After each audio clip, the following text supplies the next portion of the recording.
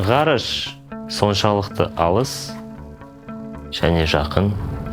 Бірақ белгілі болғандай, онда жетуден гөрі жерге қайта оралу әлде қайда қиын. Өмірдегі немесе тарихтағы жағдай. 14 жыл бойы нигериялық ғарышкер Салют деп аталатын Ресей құпия ғарыш станциясында. Ғарышкер болу арманы 2009 жылы орындалған. Ол орбиталық ғарышқа жақын кеңістікте жүргенде жалақысы ғарышкердің есеп шотына түсіп жатты. Бірақ міне бір мәселе. Ғарышкер ұзақ уақыттан бері үйіне орала алмай келеді. Себебі ресейлік ғалымдарға оның қайтып оралуы тым қымбатқа түседі. Ғарышкердің туыстарына оның оралуы бойынша операциямен айналысудан басқа ештеңе қалмады. Және де ғарышкердің шотында ақша жеткілікті. Тек ғарышкердің шотындағы осы үлкен соманы қолма-қол ақшаға айналдыру үшін банкке $100 салу керек. Міне осы кезде туыстары сізге және бізге көмек сұрауға жүгінеді. Электрондық жәшіктегі спам қалтасын тексеріңіз. Сізге де жазған болар. Нигериялық ханзадалар, ғарышкерлер, тіпті мұнай магнаттарынан келетін нигериялық хаттар алаяқтықтың кең тараған түрі. Хаттар ерекше болғандықтан алаяқтықтың бұл түрі Нигерияда тарады. Тіпті ғаламторға дейін. Испан тұтқыны деп аталатын алаяқтықтың бұл түрі 18 ғасырдың соңынан бастау алады. Испан түрмелерінде алаяқтар өздерін бай тұтқындардың сенімді адамдары ретінде көрсетеді. Олар жәбірленушіге үлкен мұраның үлесін уәде етеді. Күзетшілерге пара беріп, тұтқынды босату үшін жұмсалатын алдын ала ақша сомасын сұрайтын. Алайда, ақша алғаннан кейін алаяқтар жоғалып кетті. Уәде етілген мұра әрине болған жоқ. Бүгінгі күні бізге белгілі алаяқтық схемалар біз білетін түрде бұрыннан бар. Тек алаяқтардың құралдары өзгергенімен, мән өзгермеген. Ертеде 1971 жылы Рэй Томлинсон және оның аты қиындау досы электрондық почта деген нәрсені ойлап тапқан болатын. Ал 1990 жылдардың аяғына таман ол жерде спам деген қалта пайда болып, біз бірінші рет оны қолдандық. Ол сізді және мені алаяқтардан сақтау үшін ойлап табылған. Егер де біз алаяқтардың қалай жұмыс істейтінін және олардың айласымен баяғыдан таныс болатын болсақ, онда неге әлі күнге дейін олардың айласына түсе береміз? Бүгінгі күні қалайша тез байып кетуге болатыны жайында көптеген кеңестерге кездесуге болады. YouTube, TikTok, Instagram кез келген жерде. Әртүрлі қайырымды жандар бізбен өзінің баю формуласымен бөлісуге дайын тұр. Бірақ не себепті әлі күнге дейін әрқайсымыздың шотымызда көп ақша жоқ, яхта жоқ, жеке меншік ұшағымыз жоқ. Мәселен, тез баю шын мәнінде рас, ақиқат, өтірік жоқ. Тек бұл оқиғада бізге осы жылдам табысты уәде ететіндер ғана бай болады. Қазақстанда 2023 жылдың қараша айында елорда тұрғындары бір коучты сотқа берді.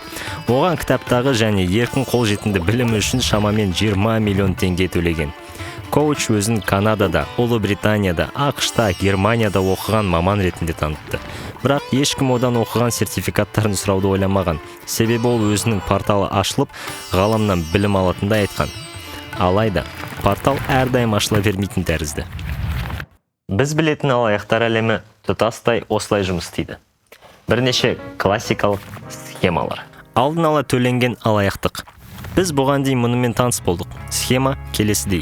Әдетте алаяқтар хаттарда қомақты пайыздарды уәде етіп отырып, алушыдан миллиондаған долларлық ақшалай операцияларға көмек көрсетуді сұрайды. Жомарттық жай ғана ауқымды емес. Олар сізге үлкен мұраның кем дегенде жартысын немесе тіпті көп бөлігін береді. Егер алушы қатысуға келсе, онда мәмілелерді рәсімдеуге, алымдарды төлеуге, шенеуніктерге пара беруге және тағы басқа ақшаның неғұрлым үлкен сомасы бірте-бірте тартыла бастайды. Понци схемалары. Ол итальяндық Чарльз Понцидің құрметіне аталған. 1920 жылдары өте керемет уәде берген иммигрант. Ол сіздің ақшаңызды 90 күнде 2 еселейді. Кепілдік беріледі. Понци туралы байланысқа сіздермен Рэй шығар. Бірақ шын мәнінде ол ескі инвесторларға жаңа инвесторлардың ақшасымен төлейтін. Понци схемасы солай жұмыс істейді. Бұл адам үлкен пайданы уәде еткен кезде іс жүзінде жаңа инвесторлардың ақшасын ескілерге төлеу арқылы пайдаланады. Схеманы ұйымдастырушы Понци жаңа инвесторлардың ақшасынан өз пайызын ала отырып табады. Тек жалғыз құйтырқылық. Егер тым көп инвесторлар өз ақшаларын кері сұрайтын болса, онда барлығы бірден күйіп кетеді.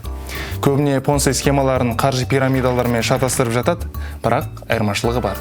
Пирамида схемалары. Сіз Қазбекке төлейсіз. Ал Қазбек егерде азаматты пирамиданың бір бөлігі болуға сендірсе, ал азамат өзімен бірге арманды да тартса, онда Қазбек те азаматта үлесте болады.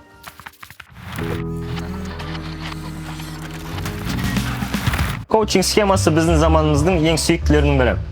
Тек бұл алдын ала төленілген алаяқтық сияқты. Бұл жерде ханзаданың мұрасынан уәде етілген ақша үшін төлемейді, ақша табуға көмектесетін білім үшін төлейді. Сіз қызықсыз жұмыста тиын табудан шаршадыңыз ба? Автотұрақта ескі шұлықтарды сату арқылы миллиардер болатын кез келді. Иә, сіз дұрыс естідіңіз. Менің құпия Parking Money 3000 әдісі ескі шұлықтарыңызды алтын құймаларға айналдырады. Бірақ уәделер жалған. Ақша табуды үйрену сирек көмектеседі. Коучтар сізді әлдеқайда қымбатырақ тренингтерге тартады. Олар керемет уәделерді айтып, неше түрлі тәсілдерді қолданатын жақсы сатушылар емес пе? Маған сеніңіз, бұл рас. Және бұл жерде күрделі ештеңе жоқ. Бай адамның қадамдық нұсқаулары атты бағдарламамды орындасаңыз. Табыс туралы әсерлі әңгімелер айту. Сіз керемет шұлықтарды жалға бермей тұрып, сүрген өміріңізді елестету қиын. Сіз қиын қыстау кездерді бастан өткіздіңіз. Бақытты клиенттердің пікірлерін көрсету. Мен шұлықты жалға беру идеясымен $250 мың астам ақша аптасына табамын. Және асығыс сезімін қалыптастыру. Тездеу керек. Мен бірнеше ғана адамдар іздеймін. Осы аймақтағы мотивациясы жоғары және еңбекқор адамдарды. Бірақ бұл схемалардың барлығында ортақ бір нәрсе бар. Олар өзгерістер кезінде өркендейді. Алаяқтар көбінесе маңызды оқиғалар кезінде, соғыстар, пандемиялар және басқа да үлкен өзгерістерде белсенді. Олар сол кезде жарияланады да біздің естігіміз келетін әңгімені айтады. Технологиялар бұны әлдеқайда жеңілдетті. Темір жол, телеграф, одан кейін телефон мен интернет бұның барлық адамдарға тек бір қалада ғана емес, бүкіл әлем бойынша байланысты болуға көмектеседі. Осы өнертабыстардың арқасында алдау оңайырақ және мүмкін қауіпті болып кетті. WhatsApp-тағы жіберілім керемет ұсыныс бар. Ақшаны оңай алу үшін тек сілтеме арқылы өту керек. Егер картаңыздың деректері және барлық жақындарыңыздың карталарының деректері алаяқтарға беріліп кетпесін десеңіз, онда бұл хабарды ешкімге жібермеңіз де, өзіңіз бұндай сілтемелерге басып өтпеңіз. Сонда мен алданғым келеді деп бетінде жазылып тұрған адамдардың түрлері бола ма деген сұрақ туындайды. Олардың IQ рөл ойнай ма, білімі әлде сенгіштігі рөл ойнай ма? Жалпы жоқ. Кейбір зерттеулер егде жастағы адамдардың алаяқтыққа неғұрлым осал екендігін көрсетті. Басқалары олар әлдеқайда тұрақты екендігін көрсетті. Мені қосқанда барлығы алаяқтықтың құрбаны болуға бейім жандар. Бәлкім жауап ақпарат тапшылығында болар. Қарапайым ережелер бар. Егер оларды ұстансаң, сен өзіңді қорғай аласың. Негізінде ақпарат өте көп. Мысалы, Инстаграмда Toxic бақа деп аталатын Freedom Bank'тың анимациялық жобасы бар. Ол жерде авторлар алаяқтың құрбаны болмау жайында әртүрлі пайдалы кеңестер береді. Сонымен, біздің алаяқтарға деген сенгіштігіміз тікелей біздің болашаққа деген сенімсіздігімізден пайда болады. Ал болашаққа деген сенімсіздігіміз тікелей біздің сауатсыздығымызға байланысты.